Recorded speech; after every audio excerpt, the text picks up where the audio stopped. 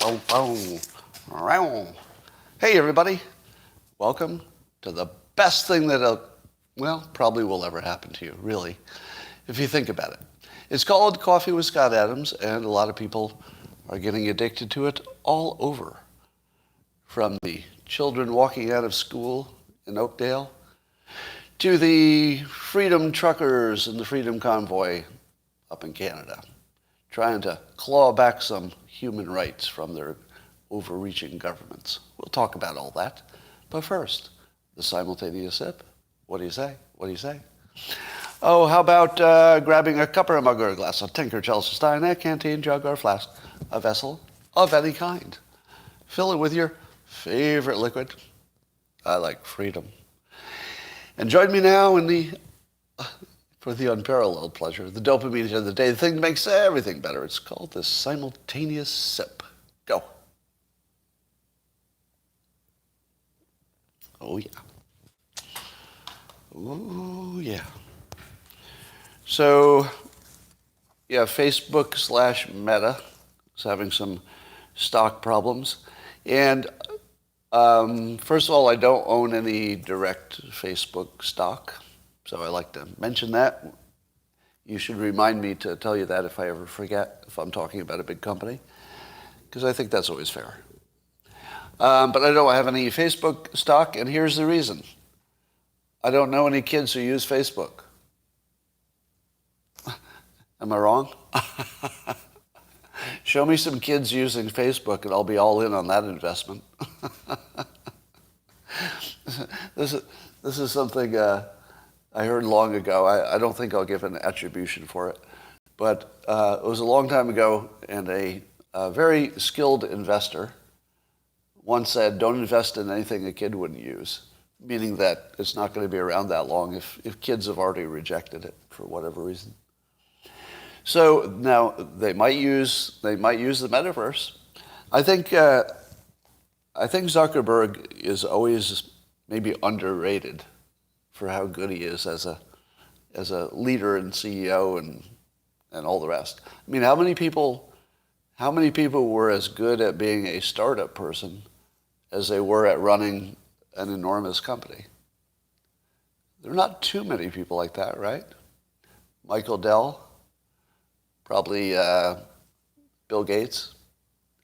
Yeah, Elon Musk. Right, yeah, so when you hear about somebody like that, it sticks in your mind. All right, here's a tiny little story that could be gigantic. This will sound like, a little technical breakthrough maybe. And, these technical breakthroughs, you always have to judge them with a grain of salt, right? Will they ever turn into anything real, or is it just a science-y article? Well, here it is. This was tweeted by Bitcom Texan. And it says that MIT engineers create the, quote, impossible new material that is stronger than steel and as light as plastic. So it has something to do with, 2- or 3-dimensional polymers and blah, blah, blah. So apparently there's a way to construct a material. And of course, the hard part would be, could you ever make that industrial production? Right? So it's probably reduced to an engineering problem at this point. But imagine what would happen to, let's say, everything. If you could make something without steel that was better than steel and way lighter, like way lighter. Everything changes, right? Suddenly, what can you carry with a drone? Well, a lot more, because the drone itself won't weigh much, and the things you're carrying might not weigh much. What about guns? Is somebody going to make a gun out of this? And if you did, would it show up on an X-ray? I don't know. Beats me. Do polymers show up on X-rays? Think about what would happen to climate change and our need for energy in general if we start putting out cars that weigh, half as much. Could we make engines out of it? What would happen if the car doesn't weigh much more than the people who are in it? I mean, what does that do to your gas prices or your electric prices by then, I guess? So this is one of those tiny little stories that tell you why you can't predict anything. When I hear that the climate change prediction models are telling you what's going to happen in 80 years, there's nobody who's worked with prediction models who thinks that's even a thing. Because of this and all of the other things that will be developing between now and then. Maybe we get hit by a meteor. Maybe we have contact with an alien force. Maybe the AI singularity is reached. Maybe, actually, that's almost a certainty. Think about this. Here are two predictions that all the smart people would agree on. Now, when I say all the smart people, that doesn't mean they're all right. I just mean the people would be generally considered society's wisest, most informed people. They would say that climate change is going to get real bad based on the models. And they would also say that AI will reach a singularity, certainly within 80 years. I don't think there's anybody who thinks it's going to take that long. But what good does a climate change model prediction have if somewhere in that period, and probably almost certainly way closer to the front than the back, AI is going to reach what's called the singularity, in which the AI can learn on its own. And once the AI can teach itself, and it becomes self-growing, it becomes almost instantly omnipotent for all practical purposes, because it would know how to control humans in a variety of ways. So if it wanted to, it could hypnotize us, brainwash us. It could blackmail us, by saying, I'll turn off your power. It could do anything. So what good does a climate change prediction that goes 80 years ago, what good is it if our ability to predict goes absolutely blind a day after the singularity is reached? Does everybody understand that? Our human ability to predict anything, we will go completely blind, because whatever happens when AI becomes a super entity, we don't know. There just isn't any way to predict that. It's sort of like people saying that I was reading the minds of somebody who's smarter than I am. And I'm thinking, if I could read the mind of someone who's smarter than I am, I would be as smart as them, because I would just look in their mind and say, well, I don't even have to think for myself anymore. I'll just look in the mind of somebody smarter. What is Jordan Peterson thinking about this? I'll just look in his mind. Just adopt that view. So anyway, if we could figure out what AI, a super entity or a super intelligence would do, we would be super intelligent. But we're not. So it's just a blindness that's probably, what would you say? Is there anybody on here who's got enough AI experience to predict when the singularity will be reached? 10 years? I think 10 years is at the outside. What does anybody say? Because the thing with this kind of prediction is whatever happens, let's say I say it's going to happen in 10 years. Whatever happens in the last 2 of those 10 years will probably be more than happened in the first 8. So none of this is linear. At some point it just goes whoop. We just don't know when that happens. Disagree with the hypothesis, which I think there's room for disagreement on the hypothesis. I also think that humans will rise to the challenge because we see it coming. If we didn't see it coming, we could be surprised. But I think we'll have all kinds of fail-safes and things that even an AI can't get around. Yeah, all right. Anyway, my point is, how good could we predict anything? Speaking of not being able to predict anything, the job growth number was through the roof, like incredibly positive, and the experts had said it was going to be dismal. How long have people been predicting economic things? That's something we should be pretty good at, right? If we can predict anything, we should be able to predict what the next jobs report will be. Because the next jobs report is what, every week or is it every month? But whichever it is. The point is that's a pretty short period of time. if you can't even guess the job growth number, when almost everything that's a factor is reported and there's data available, you can't even get that right? They were off by a mile. And they don't even know why exactly. Nobody's exactly sure why. So we can't predict climate change because the AI. We can't predict economics, even the most basic stuff, how much job growth within the next few weeks. That is really basic. We can't even get that. Yeah, well, the experts can't. So that include Goldman Sachs and J.P. Morgan. We're off by a mile, I guess. All right, are you watching the update of the kids in mask cages? In Oakdale, a school district area in California. So as you know, the first part of the story is that the kids without masks were told to stay in this cold, unheated gymnasium, I guess. But they, quote, escaped. So the news is saying that they were barricaded in and then they escaped. And then I saw a picture of the barricade. Did anybody see a picture of the barricade that was barricading the doors so they couldn't get out? The barricade was on the inside. Just look at the picture. I think the barricade was on the inside. And it was just folding tables. There would be like one folding table that was leaned against the doorway. It wasn't even leaned against the door. It was leaned against the doorway. Now, I think all it was like putting up orange cones, basically. Yeah, it was all of the complexity of putting up orange cones or a ribbon. It was just sort of indicating that you shouldn't use the door. The difficulty of getting past the barricade would be this: push open the door, because the barricade only went up 2.5 feet.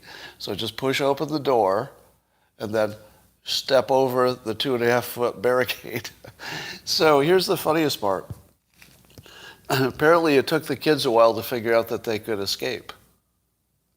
Because you know what you can't do in California? You can't physically constrain a teenager. Did you know that? Now law enforcement could if they caught them in the act of a crime, right? And depending on the crime.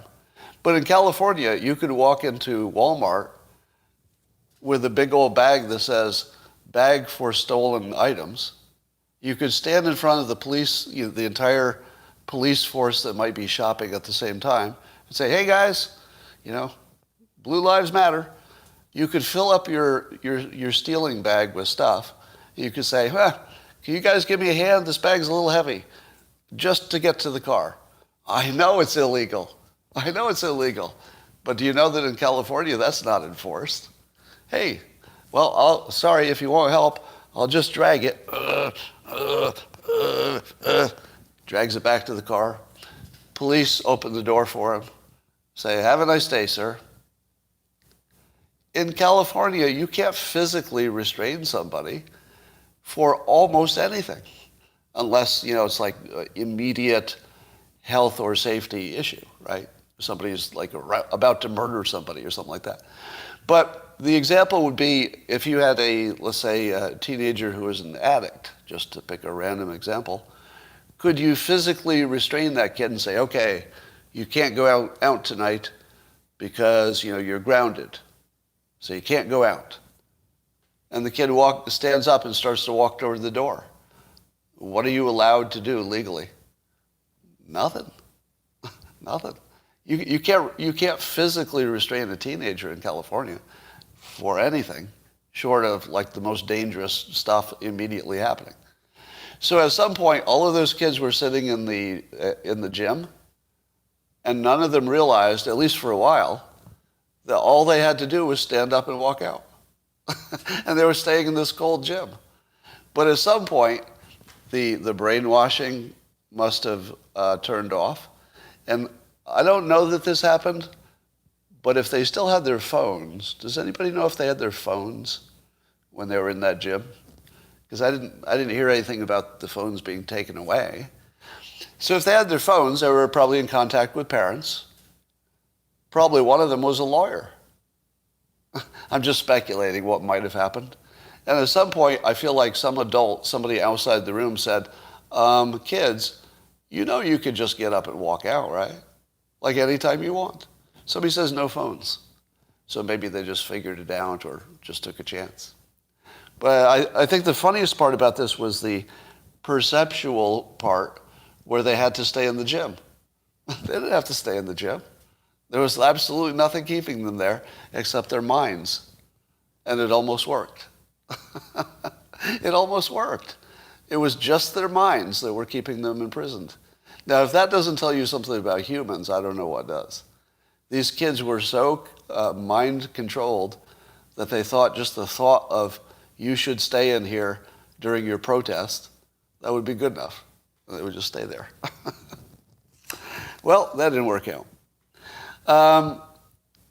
I told you yesterday that I was joking that you could reduce gun murders by 75% by banning guns to Democrats. And everybody had a good laugh at it. It got kind of viral. It got a couple thousand retweets, I think, last time I looked.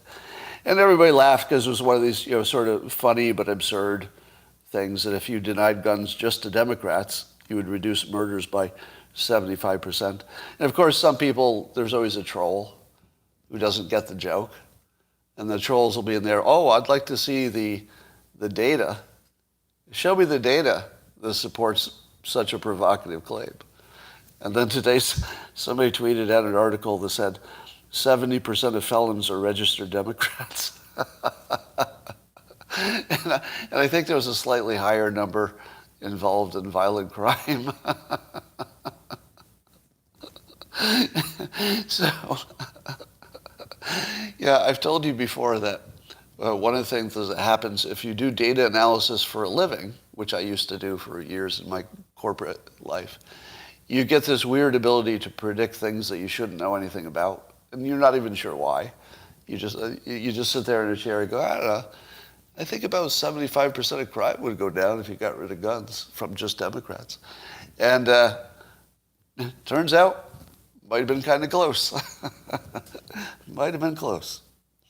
So the Republican National Committee, the RNC, they censured Cheney and Kinzinger, their own Republicans, for their involvement in the January 6th panel.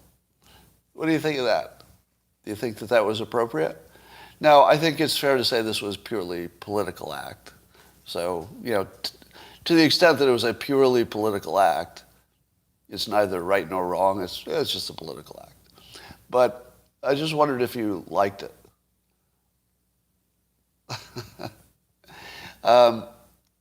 So some of you liked it, some not. Now, I kind of I see both sides. This is one where, first of all, it's not important in any way, right? Can we all agree it's not important? This is the least important thing, is Republicans censoring their own. But I would say that I like it as a messaging thing. It has no impact on the people getting censored. But I like the way it frames the January 6th thing as a fraud. Because that's all it really does. It's even not about these two people so much. I mean, I guess it is, punishing people who are, leaving the orthodoxy or something. But I just like the way it frames the issue for the Republican side, that the January 6th thing is so ridiculous that you would get censored even for being involved in it, because it's so obviously a propaganda thing, which is not to say there's no truth within it. So just for the benefit of the trolls who will rush in, obviously bad things happened on January 6th, and I think it's perfectly good that we find out what happened. But I don't think that's the point of it. The point of it is just propaganda, right? So if you have two Republicans who participated in something that's just naked political propaganda, censoring seems a fairly mild thing to do. But again, it's just a messaging thing. All right. So there's a news story that I believe is going to turn into some form of fake news. And it is that Spotify has deleted some many dozens of Joe Rogan episodes from their library. And it included people who are, you'd think, relatively safe. You know, they're not doctors claiming things that other people disagree with. So some of the people would be like Michael Malice, some of his episodes, Gad Sad, and even Tim Ferriss. Now, what in the world could Tim Ferriss have possibly said that got him pulled off? Maybe something about psychedelics or something like that? I don't know. Or who knows? Who knows? But I think what we're going to find out is that the reasons things got pulled off, we might be surprised. So I would say at least wait to find out why they were pulled off. So I heard something on Twitter just before I got on about some of them might have included the N-word, obviously not used, without knowing anything about it. It's obvious it wasn't used in a derogatory way. They may have been talking about the use of it or something like that. But I don't know that that's the whole story. 71 episodes, somebody says. Dr. Malone used a Dilbert cartoon in a recent Substack post. Is that true? That would be interesting.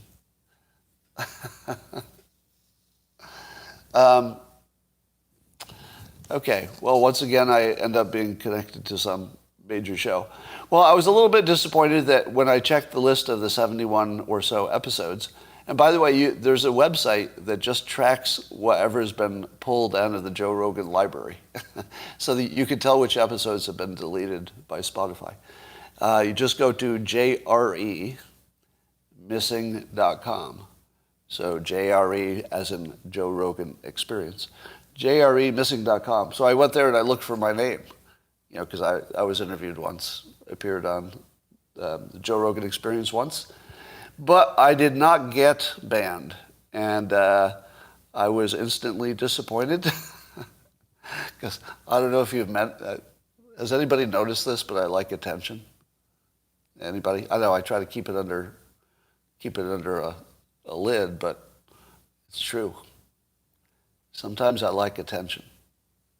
So I don't know what it would take to get my episode yanked on Spotify. But if they don't yank my episode, I'd like to announce now that I'd like Spotify to pull the Coffee with Scott Adams podcasts. I'd like them all to be removed unless they remove all of Michael Malice's remaining episodes. No, just kidding. I love Michael Malice. But I feel like I should announce something to get some attention here. Oh, by the way, the whole Barbara Streisand thing was fake news. Did you all hear that? So I talked about that yesterday. That apparently there's a problem of a number of artists who are being brought into the story who had nothing to do with it. So she's another one. But I feel like I need to announce something to get some of this free publicity. What should I announce? I need to announce something like, if Spotify doesn't remove my podcast from Spotify, then what? What should I ask for? What should be my demand? Maybe it should be some Joe Rogan.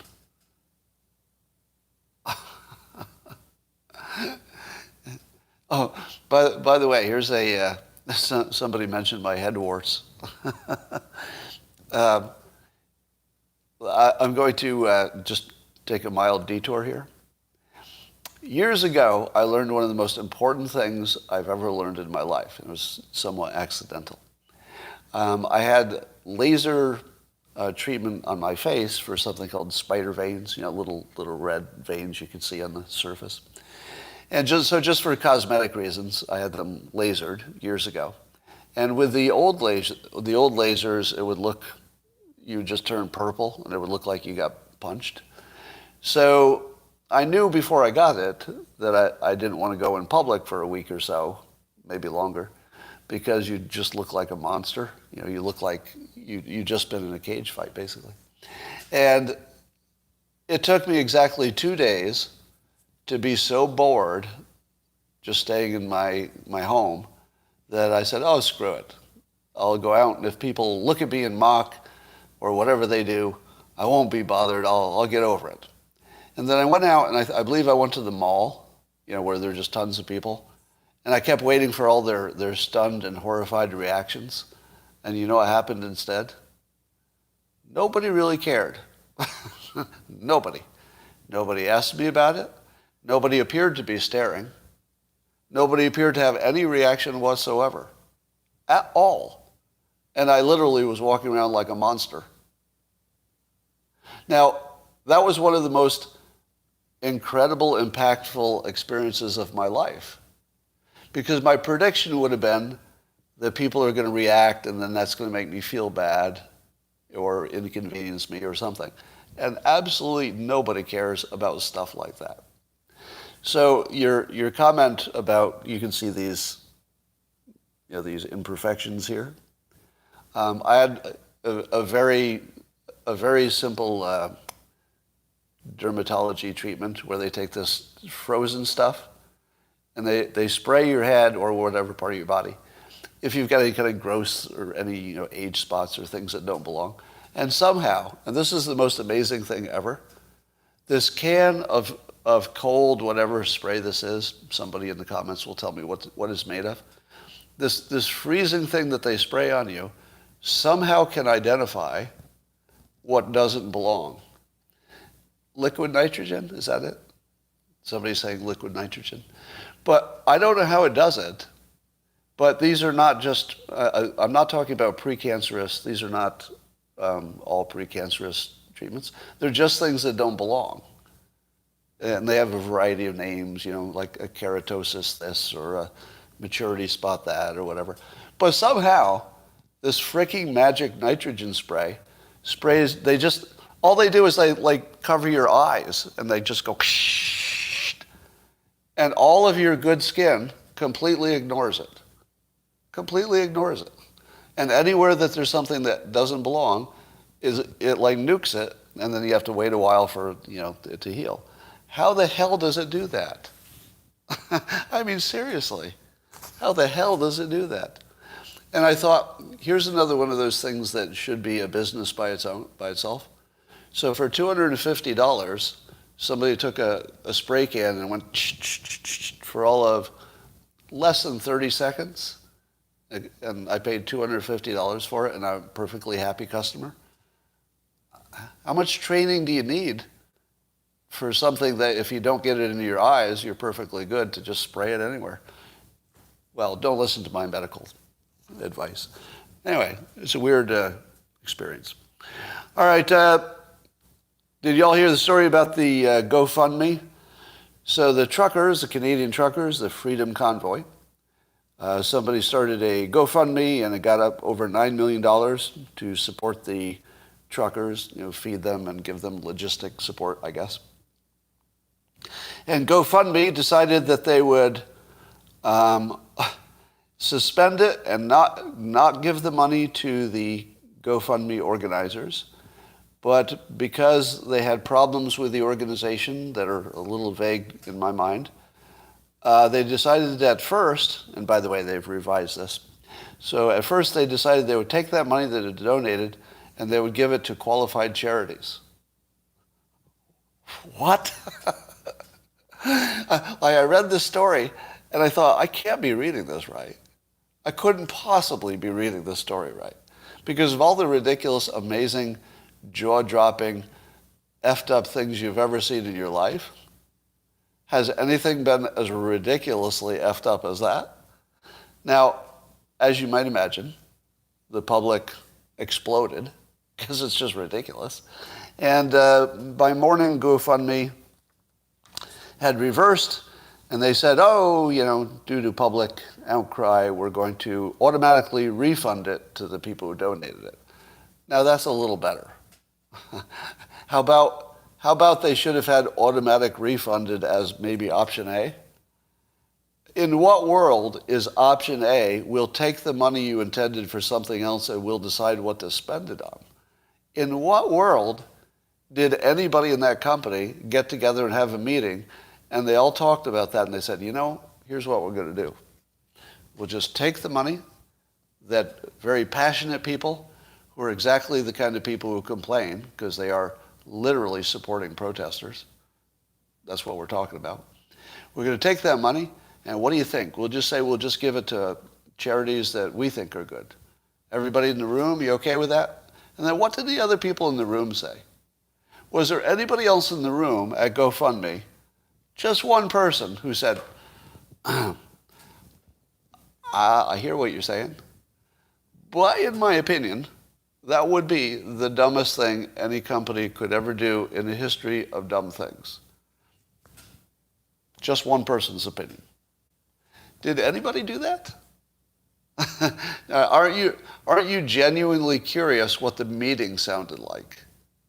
I mean, if I could get an audio of that meeting, because at some point the executives had to talk about it, right? It wasn't one person's decision. How in the world did that meeting go? Because do you think you could meet one person in your actual life who thinks that was the best way to handle that? It's literally an online company, and they couldn't figure out how to reverse charges? What? That's their whole business. Taking charges on stuff and presumably reversing them sometimes. Well, and then people reasonably asked, did you do the same thing for Black Lives Matter or Antifa when they had their GoFundMes? And the answer is, nope. Apparently, GoFundMe thinks they can pick winners and losers here. Now, you realize that GoFundMe is only 2 letters away from GoFuckMe. And there's a Robots Read News comic to that degree on Twitter right now. You can see it. All right. And I guess the Convoy idea is growing. Now there's a massive freedom convoy in Helsinki outside Parliament. So there's more of that going on. Now, that's some of the news going on. And as you know, at the moment, the president is a Democrat and Congress is controlled by Democrats. Am I right? That Democrats control Congress and the president. And for over a year now. And so Joy-Ann Reid from MSNBC tweets this in the context of Democrats being in control of the government. She tweets, fascism isn't coming to America, it's here. Now, Dr. Interracial pointed this out to me. Thank you, Doctor. Dr. Interracial. What is wrong? What is going on? Now, my best guess about why this kind of perception could happen is that once you get, a narrative in your mind, you just can't get rid of it. Even when all the facts change, you can't get rid of it. So, what's up with that, huh? Let me tell you what's up with that. There is a new study, or a little scientific finding, I guess, that matches what I learned 40 years ago in hypnosis class, actually. But science is catching up. It's the difference between what we actually perceive and then what we remember we perceived. And if you don't understand what I'm going to explain now, there's a whole lot of the world that won't make sense to you. It's one of the most basic things you have to understand about your reality and your place in it. And it goes like this. Roughly speaking, if you're watching a tennis match and you're trying to decide, or even playing one, you're trying to decide if that tennis ball hit a line or was inside or out, this is approximately what your brain sees. All right? Now, this is just my strange representation, but you don't actually see the ball hitting the line. And we know that. Like, that's been studied specifically. You might see the ball before it hits the line, you might see it after, but the point at which it hits the line is almost always imagined. It's drawn in. Your brain fills in blanks. And then you have a clear memory of it because you're arguing it. And you're saying, that was clearly in, and your opponent is saying, I saw it and that was out. That was out. Now, both of you have a perfectly clear memory because what you remember is perfectly clear. It's just that there was never any input that matched what you perfectly remember. So, some people will look at this mess and their brain will create a fairly accurate story, which you could determine by having it videotaped and playing it back. So some of them would, I don't know, maybe even by accident, interpret it exactly right and they would know where the ball hit. Other people would have a perfect memory of something that didn't happen. Now you have to understand that this is how all of your life is. It's not restricted to these little fast-moving objects, so it has nothing to do with the nature of tennis balls or the speed they're going. This is an analogy for everything all the time. Everything all the time is scant little information coming through your five senses, and then your brain is sort of a movie-making delusion generator. And it gives you this perfect memory that you could even draw a picture, if you were a good artist, you could draw a picture of what it looked like, but it's not based on an actual memory. It's based on an illusion. Now, I did a tweet today asking people how many of them think that I, quote, trusted the government and encouraged you to get vaccinated. Of course, that never happened. And those of you who've watched me for a long time know it didn't. But why do so many people believe they saw it? They have a clear memory of me being a vaccine Nazi and pushing the vaccine and trusting the government. Why do they have that such a clear memory of it? Well, it's this. It's exactly this. Some of them saw, a couple of dots, and then they said, oh, those two dots, I will take from that and form a perfect memory of you being a certain kind of way. And others saw, the larger context of what I was doing, and even some of them saw something that wasn't happening. But the majority of you who watched most of my content got at least a view that matches my own. I'm not sure if anything's true, but at least it matches my own.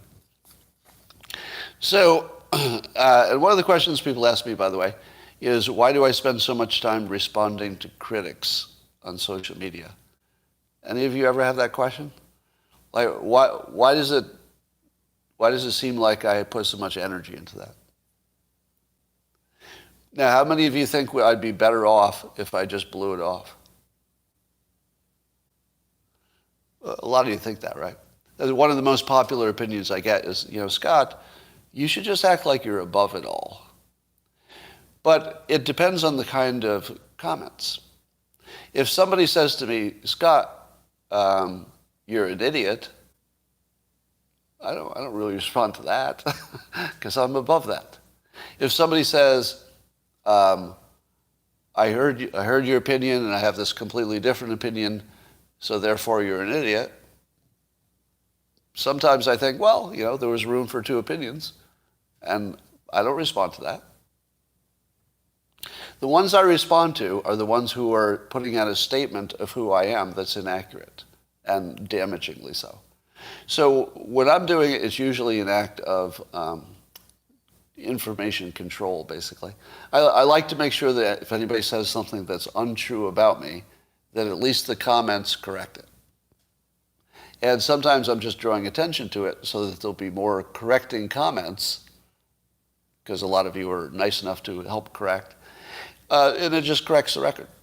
Because you can see that people's impression of me is so wildly divergent that for me to be effective and do anything useful for the world, I have to always tamp down the idea that I believe in unicorns and whatever else anybody thinks I believe in.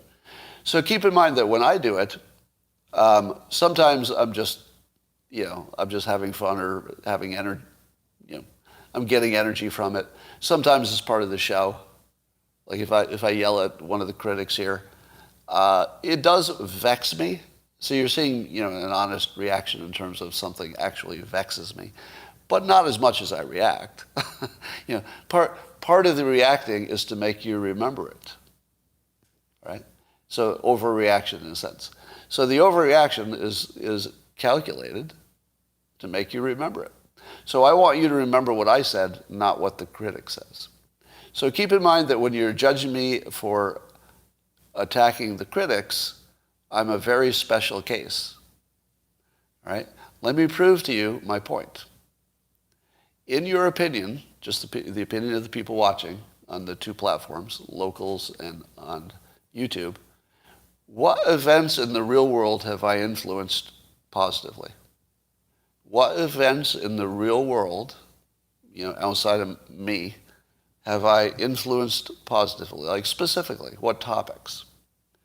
Now, as the topics go by, because you're going to see a bunch, the point I'm trying to make is that all of my energy for this stuff is designed to be useful. That's it. Right? If I can't do things that are useful, I'm just not interested enough. Because, I do get compensated because there's advertising on the platforms and there's subscriptions on Locals and all that. But I wouldn't do it if I didn't think it was somehow useful, right, to the larger public. And my usefulness would be highly degraded if people thought I was something else. So, of course, there's a irrational component that everybody wants to defend themselves. So if anybody's thinking, hey, that sounds like a gigantic rationalization, maybe everything is. That's a reasonable view, that just everything is a rationalization. But it is also nonetheless true that if you like the fact that I've had influence on any topics, and you like that influence, that you're better off if I stay credible than if I let people define me. Have I made my point? That if I let people define me, and it just stays up there on the internet without being challenged, then I'm less effective, because people will say, oh, that guy. But if people had an idea that I'd ever done anything useful, they would say, oh, it's an opinion from the useful guy. If he was useful once, maybe he'll be useful again. And then I get listened to, and then I can double my usefulness. So basically, you should think of me as a, no pun intended, you should think of me as a tool. And I think that's one thing we can all agree on, because even my critics would agree I'm a tool. But if you don't hate me, you should also think of me as a tool. And I'm a tool which magnifies your own ability to get what you want. Because generally speaking, I'm only going to be influencing on things that the majority of people want. Am I wrong? Like, there's nobody who's pro-fentanyl. Right? There aren't too many people who say, yeah, keep those masks on those kids forever. So I'm really picking things that the public largely wants. If you want to get those things, then you understand why I have to remain at least some minimum level of credibility. Okay? Now, but to your point, if you were, let's say, Piers Morgan, he gets viciously attacked. Or I don't know, is he banned now? Did he get kicked off of Twitter? I don't even know what he's up to lately. But a lot of his criticism is just that generic, you're a Nazi, whatever, kind of stuff. So no, I wouldn't respond to that stuff. It's only the stuff where they define you as having a completely different opinion. That's the only stuff. All right. There are now over 900,000 allegedly dead from COVID in the United States. So we'll hit 1 million, it looks like. And as of yesterday, over 4,100 Americans died from the virus, with a 7-day average of 3,400. This is like the highest number since January 2021.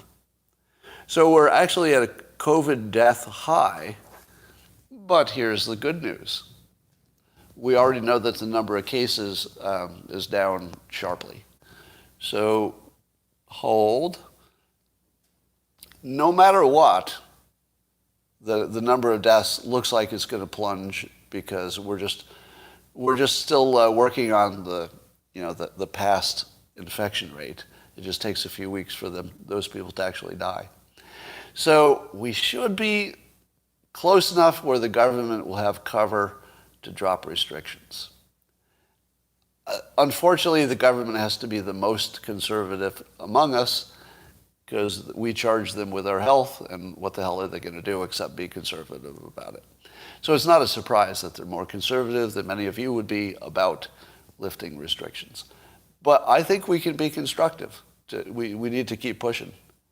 And if the hospitals are not that clogged, and I don't believe they are, and the cases are plunging, and it's the age of Omicron, and everybody who could get vaccinated wanted to, all the arguments on one side at this point. It's time to open up. And I think the public can respectfully and non-violently push a little harder. Push harder. And we're going to get what we want sooner or later. A few weeks isn't going to kill us, right?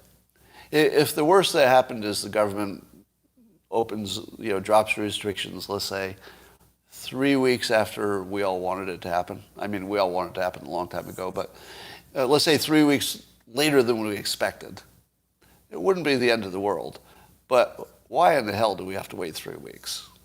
I feel like all the data and all the common sense and all the public opinion, at least by weight of majority, is in the same direction now. All right. What will be the opinion of those of you who believe that a lot of this was permanent? What happens if it's not? Would that change your worldview at all?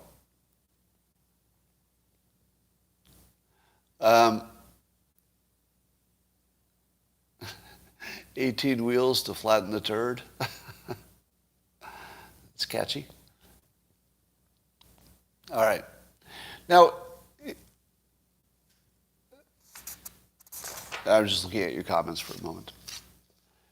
You think vax cards will be permanent? I don't. But the reason that I don't think, have I ever even given an opinion on vax cards? Have I ever given an opinion on vax IDs? You'd have to remind me because I don't know if I've even said anything about it in public. And what was my opinion?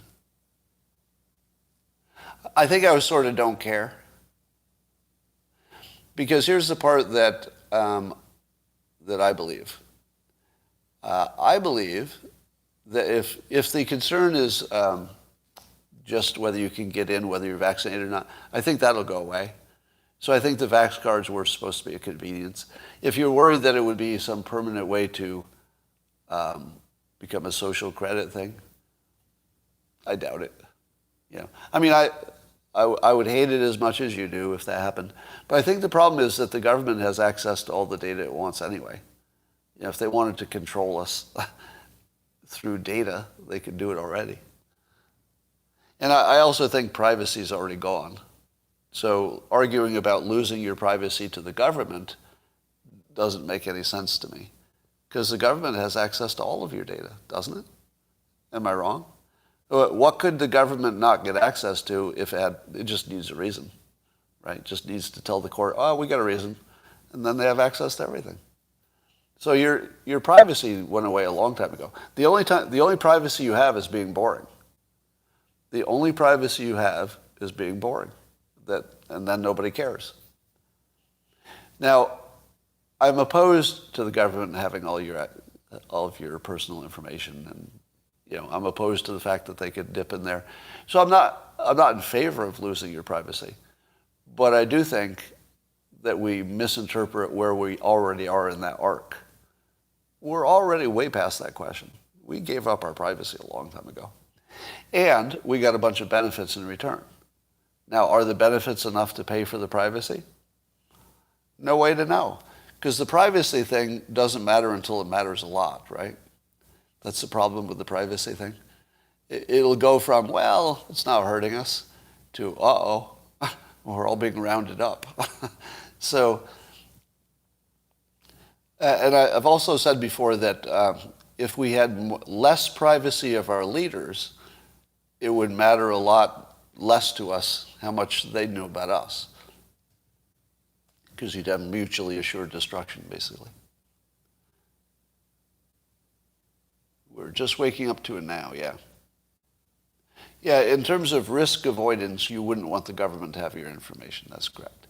It would give you a whole bunch of benefits that might be, fairly immediate, and you might like them. Might make all your technology work better. It might make, the government serve you better if it had more information. I don't know. But it might solve crimes, and you might like that if you're not a criminal. But, the potential downside is that they know so much that they can round you up easily, etc. But what happens when we get into a world where one person can destroy a government? Because we're pretty close to that, aren't we? How hard is it to make deadly chemicals that would create your own... Oh, I don't want to give any ideas. Scratch that. Let me get more generic. Let me be more generic. We are entering a phase where anybody can kill anything, unfortunately. Now, I don't have to mention all the ways that they could do it, because that's the part I started to say, but I think that would have been irresponsible. We're reaching the point where an individual will be able to do damn near anything in terms of destruction, but also a point where one individual could overthrow a country. Am I wrong? Do you think you couldn't find one individual who could overthrow a country? Look at what one person has done recently. Yeah, Joe Rogan, maybe. You all saw the video of that one very leader-like, probably a senior in high school, organizing the anti-mask protest in Washington State. Now, that was one person who probably was the primary person who got one school to do it. Now, if social media allowed that to go viral, could that have caught on? I'm surprised it didn't. Because it was such a good video to become viral. I'm surprised every school hasn't already taken off their masks, actually. And I don't know why not, actually.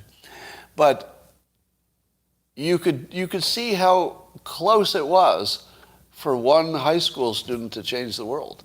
You can see what Greta Thunberg has done, whether you like it or not. But yeah, one person changing the world is happening all the time, all the time. All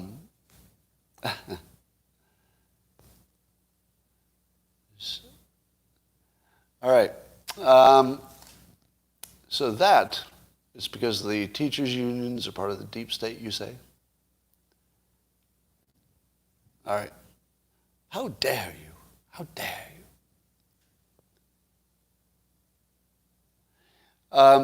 So here's the question, getting back to the original point. And I'm sorry for the big lags when the people are just listening to this. It's usually because I'm reading the comments to see where to go with this. But when you get to the point where an individual can cause immense damage, then how much power does the government actually have over you? Think about it. We have, of course, it's its own gigantic problem that anybody can be a horrible terrorist just by putting together a few assets. But those assets could be used against the government. And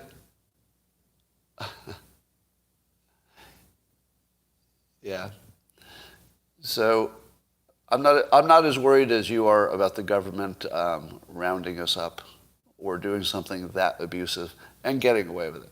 I think the American model is more like the GoFundMe situation, where GoFundMe does something that's outrageous or tries to, and the public immediately says, by a 75% majority or whatever, nope. See, I always say that if you could get the public to agree, 75% of them, to anything, you will get that eventually. Not right away, but you're going to get it. They already round us up, but not physically. Yeah, the mental game is going to be the big one, isn't it? Here's the biggest change in persuasion. I'm not sure if you knew this. But in the old days, you would try to persuade people, and it was hard to know if it worked. Right? You could put advertisements on TV, and maybe they would sell more dish soap or something. But often it didn't. A lot of advertisement doesn't work at all. Some would say most advertisement doesn't even work at all. So we didn't really know what worked and what wouldn't. But what's different now is that you could rapidly test any message. You just spray it on the internet. You can look at all the metrics. You can see what's viral, what gets a lot of clicks, what gets engagement, and then you can immediately adjust, do it again. So our ability to know what works and to know quickly so you can do more of it, and to know what doesn't work very quickly so you can do less of it, puts persuasion in a whole different category. Now, on top of that, we've got a whole bunch of breakthroughs. Like now we can image your brain. We could put monitors on your brain and find out what kind of messages have the most impact. On top of that, we have an industry to train you how to do it. The book industry and books like Oddities books about persuasion. So you can read about persuasion, you can learn it. You learn it from me, you can learn it from a number of places. So what used to be closer to alchemy, sort of like persuasion was something that felt a little bit more like fake science, because you were kind of guessing, and then you were kind of guessing if it worked. Well, I think it worked. But now it's science, because now you can say, oh, we've measured this kind of message against this kind of topic, and we'll have to tweak it a little bit, but we'll do that rapidly through A/B testing of messages, and then bang, suddenly persuasion is more powerful than all of our other weapons. I think we're already there. I think we're at the point where weaponized persuasion, which has been tested and tested, is more powerful than most of our weapons of mass destruction. All right. And of course, why is it we don't talk about persuasion being the biggest risk and maybe the biggest benefit too? Why don't we talk about that more? Because the people who would talk about it are the ones who are doing it. They're the ones who are persuading you. I don't think they want to open the kimono, so to speak. God, I hate that phrase. I don't think they want to show you the mechanism behind their own operation. So they can't show you how persuasion works or even talk about it, because then you would see it in their actual content. Why wasn't persuasion used to get people vaxxed? Actually, the headlines today is that in the UK, they actually used persuasion techniques to what they call nudge, to nudge somebody. Apparently, they did use nudge technology, if I could put it that way. The understanding of what persuades in an advertising, marketing kind of world. Now, I would say they may have held off the strongest versions of that. It looked like they nudged as much as they could nudge without pushback. That's what it looked like to me. Because there are stronger forms of pure persuasion. They could, for example, scare the shit out of you, and they didn't do that. They played the fear thing. They definitely played it, but they didn't go as far as they could. They didn't go full Trump, right? And neither did Trump, by the way. Trump didn't go full Trump either. Trump, did you notice that? Because Trump had to thread the needle a little bit. He's got to keep his supporters on his side, but clearly he was also the warp speed guy, so he's got to claim that they work and that it's a good idea. So he was always sort of down the middle, and he dropped his entire Trump-like persona just for that topic. Probably the right thing to do. But let me tell you what real persuasion would have looked like, just so you can imagine what it would have looked like. What it would have looked like, let's say if somebody like Trump had wanted to do it, he would have told you, you're going to fucking die if you don't get that vaccination. They would have showed you pictures of, way more pictures of the people dying in ventilators. I mean, they could have scared you to the point where you wouldn't think of anything else. They could have scared you to line up no matter how much you were afraid of the vaccination. They could make you more afraid. Remember when people said there's no way that Trump could beat Hillary because his ratings were so low, his popularity? And I famously said at the time, he doesn't have to get more popular. He just has to make Hillary less popular. And then he did. It was one of the most masterfully strategic, approaches you've ever seen. Well, I'm not going to get more popular, but I'll bet I can make her less popular. And then he did. So he would do the same thing with vaccinations. He wouldn't make you less afraid of the vaccination. You wouldn't have to. He wouldn't make you less afraid than you already are of whatever side effects there are of the vaccination. He wouldn't even have to mention it. He would just make you way, way more afraid of the alternative. And no matter how rational you are, if you hear it enough and you see it visually, it's the visual part that's missing, right? When you see the visual, it's usually a photograph of a person on a ventilator. Imagine if that was video, right? You usually just see a still photo. Somebody's on a ventilator or text. They could have gone full video showing people on literally dying. If you showed me one video of somebody gasping for breath and dying, and I was dumb enough to click on it and watch it, I would never get that out of my head. And somebody says that it did happen. But I don't remember seeing it, so it didn't get a lot of play. Anyway, but you see the difference, right?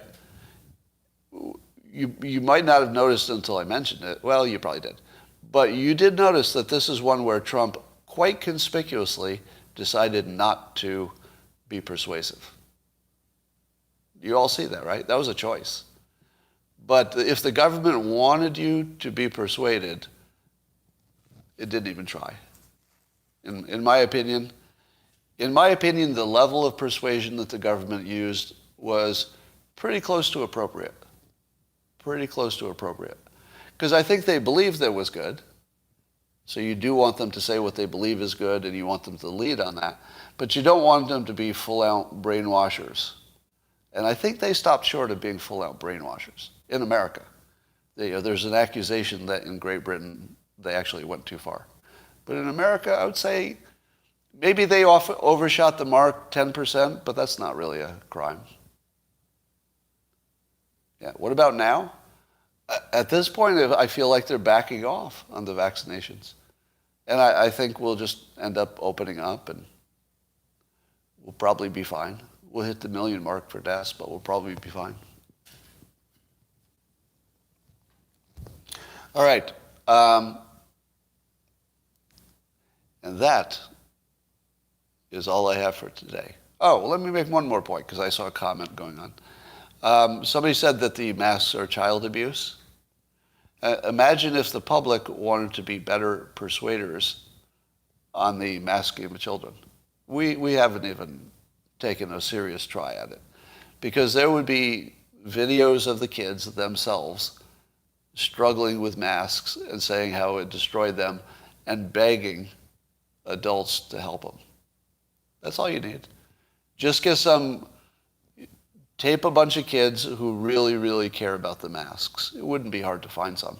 The ones who really, really think that they're being damaged by them. And just put them on video. That's all it would take. And just have the kids say, if this isn't child abuse, what is? Imagine the child saying it. And by child, I mean, could be 12 years old, right? So imagine a video where the child on the mask says, if this isn't child abuse, I don't know what is. It'd be over in a day. But kids don't know they have that kind of power. And there aren't, and maybe it's a good thing that there are no adults manipulating kids into being part of that messaging. So maybe that's a good thing. All right. The news is not serving up delightful things as much as it should, but I'm hoping tomorrow will be better. And okay, I have to answer this question. Is Trump naturally persuasive and crazy, or is the craziness just an act? The craziness is just an act. That's my opinion. And, I did meet him. I got to talk with him, and there wasn't any craziness. Wouldn't you imagine if the stuff that Trump does in public was also the way he acted in private? Don't you think you'd pick up on it pretty quickly? I don't think he could hide it. right? If he was actually that crazy. But in private, it's just talking to a real smart guy who actually shows a lot of interest in you. And I think that would be, I think the most surprising thing about meeting Trump in person, maybe not surprising to me, but surprising to anybody I tell about it, is how much genuine interest he had about me. You know, asking about how my business model worked and you know, insightful questions. People don't expect that of him because of the, you know, the caricature that's painted. Yeah, his personal charisma is really through the roof. That was the fun part to experience. Yeah, it's entertainment for the base. Correct. All right, that's all for now. I'll talk to you tomorrow.